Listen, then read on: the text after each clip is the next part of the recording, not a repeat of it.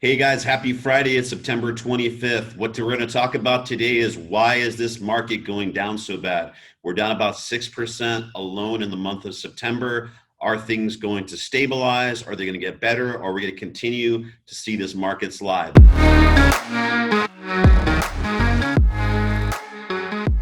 So happy Friday. We are looking at a market that's been very challenged this month in September. We're going to talk a little bit about why is this market going down? What are some of the catalysts that are taking it down?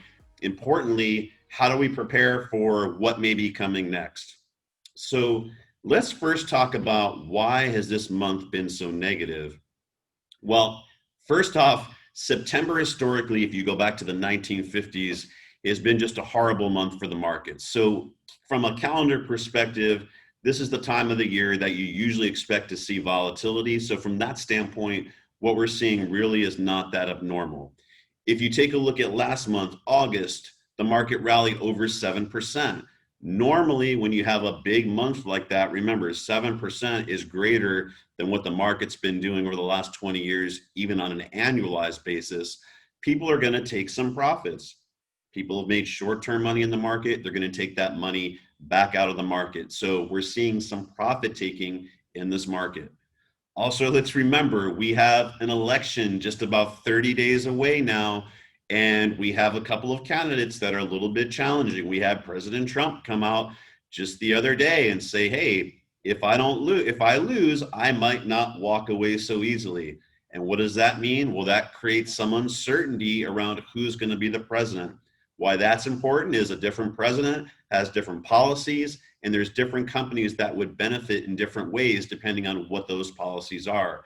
So what that's done is it's created some uncertainty in the market. One thing that I learned long ago, and you need to know as an investor, markets hate uncertainty.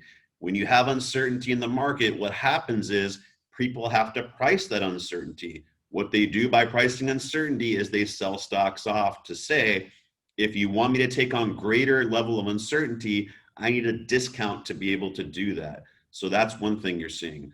Another thing is what you're seeing is because we had a very high valuation, high quick run up over the market over the past quarter, the big money, which are the endowments, the institutions, they're being forced to rebalance their portfolios. And what that simply means is they have something called an investment policy statement.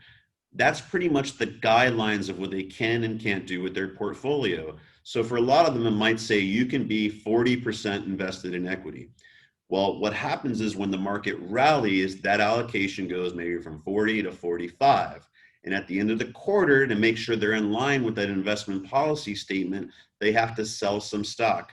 Well, there's an estimated 23 billion that needs to be rebalanced institutionally this quarter. And I think that's really played an additional role in why we're seeing some of that downturn in the market.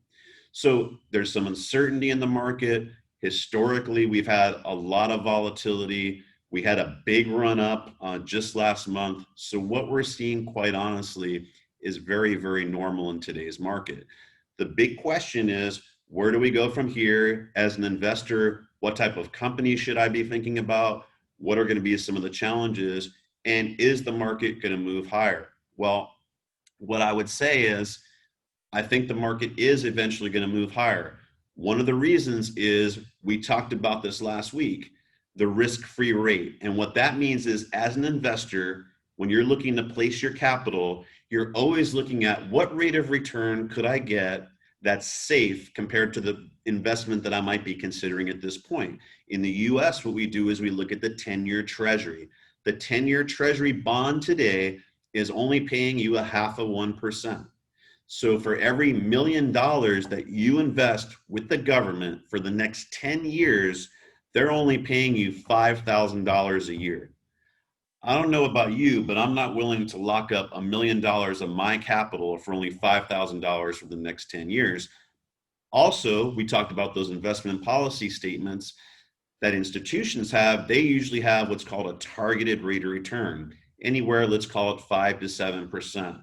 Well, how in the world are these institutions going to be able to meet their targeted rate of return, putting a large amount of money into treasuries? They're not. And so that's why what we've been seeing is, even though there's some volatility, every time the market sells off, people go back into these investments because it's really the best opportunity for capital to flow in right now. And as a matter of fact, one other thing that I think is a really good catalyst for the market right now is the bull bear sentiment came out today. And that's a reading basically of investor sentiment to see how many people are bullish, which means how many people are optimistic about the market, versus how many people are bearish, which are negative on the market. Well, that's hitting yearly lows. That ranks from 0 to 100, 100 being the most bullish. Only 24% of investors are bullish right now, which means everyone's really negative. There's something that Warren Buffett, a great investor, said. He says, be greedy when others are fearful and fearful when others are greedy. Meaning, when people are so negative, they're afraid to be in the market, usually that's when you find your biggest opportunity. The corollary is when everyone's greedy and everyone's in the market chasing things up, that's usually a time to spot a bubble, and usually the time where you want to be the first to exit. So that gives me some optimism that a lot of people are negative right now. And on a simple supply demand issue, the more money that is not invested in the market and that is sitting on the sideline, that eventually will be the catalyst to move things higher. So when you start thinking about the market today, okay, we know that there's some volatility. We talked about seasonality, September not being a good month. We talked about August being a really good month, so we have some short-term profit taking. We talked obviously about the election that's coming up. Also, there's a stimulus package we're trying to get passed. If you haven't heard, Americans got their first checks. Those are drying up. The Democrats just brought to the floor a new bill, which will be about $2 trillion to try to get some money back into the pockets of Americans. I don't know that the Republicans necessarily have an appetite for that. That's going to be a challenge.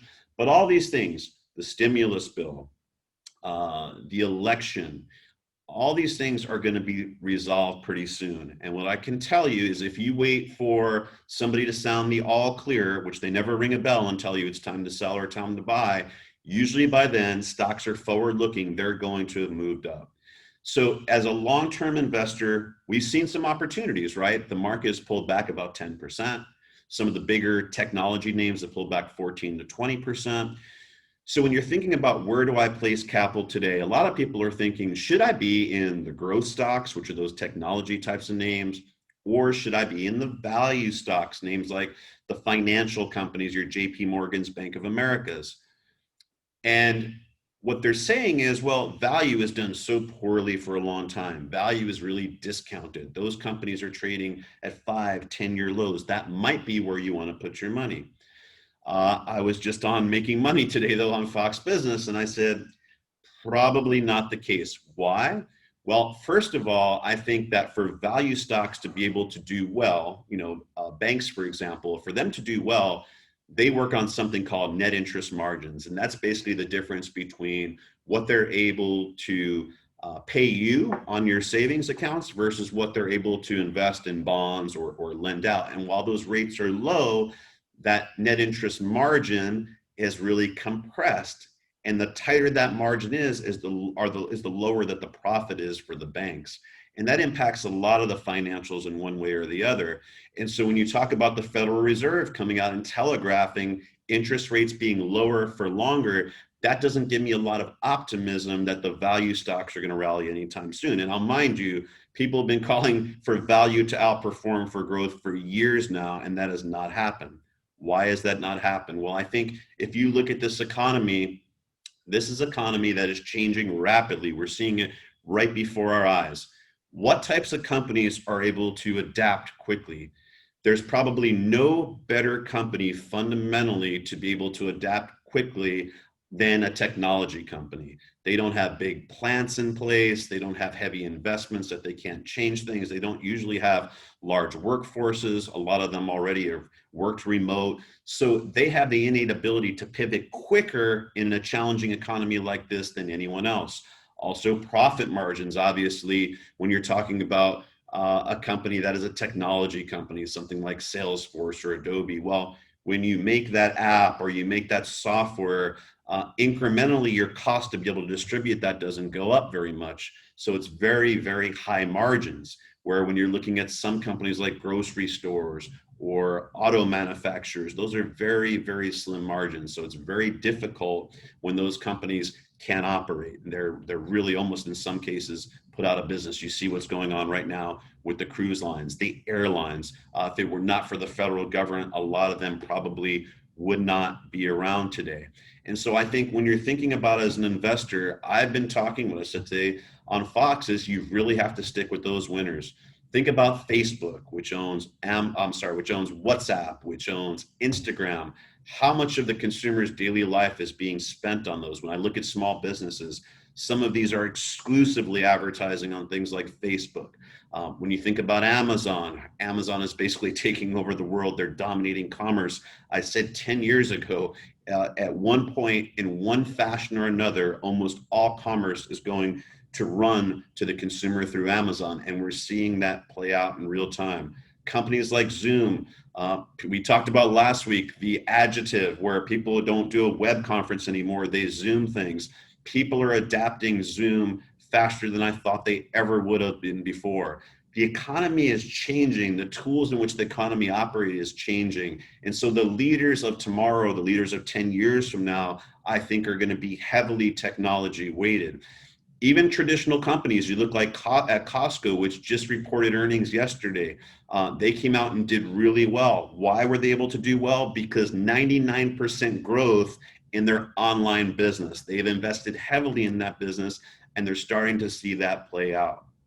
So I think, just like we've been saying before, growth is really where you want to focus. When you see people get scared, when you see these big companies that you like and use and know are changing the way that business is being done get beat up, that's usually the time as a long-term investor that you want to come in and take a look at those. So in closing, let's remember, volatility is just part of the market. The stock market is like one of the only places where when things go on sale, people get scared. If it was a department store and things were half off, people would rush in and buy more and more. Stocks are where people get scared. People love following the herd, unfortunately, and where they're comfortable in the stock market. Good investing is counterintuitive. You have to go against that herd, find good companies, have heavy conviction in them. So when everyone is scared and panicking and throwing those away, you can come in and start adding those and building out your portfolio. We're going to have a lot of the uncertainty probably getting closed up in the next 20 to 30 days.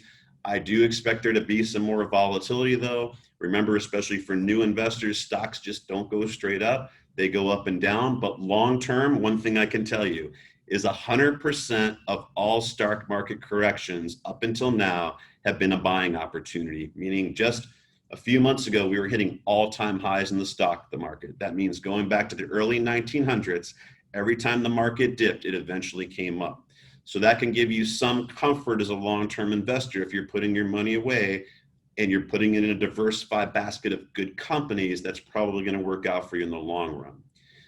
So for this week, that's the message. Stay tuned for next week. We're going to talk a little bit more about what the Federal Reserve is doing, some other opportunities that we're starting to play out in the market. If you have not subscribed yet, please subscribe to my YouTube channel. I do this every Friday to give timely, updated information of what's going on in the market, how you can navigate your portfolio, thinking about other things in terms of refinancing mortgages, all that stuff we talk about on Friday. So please sign up. If you like the content, please share it with somebody. Until next week, I wish you the best of health and wealth. I'm Rob Luna. This is Wealth Talk. Have a great weekend.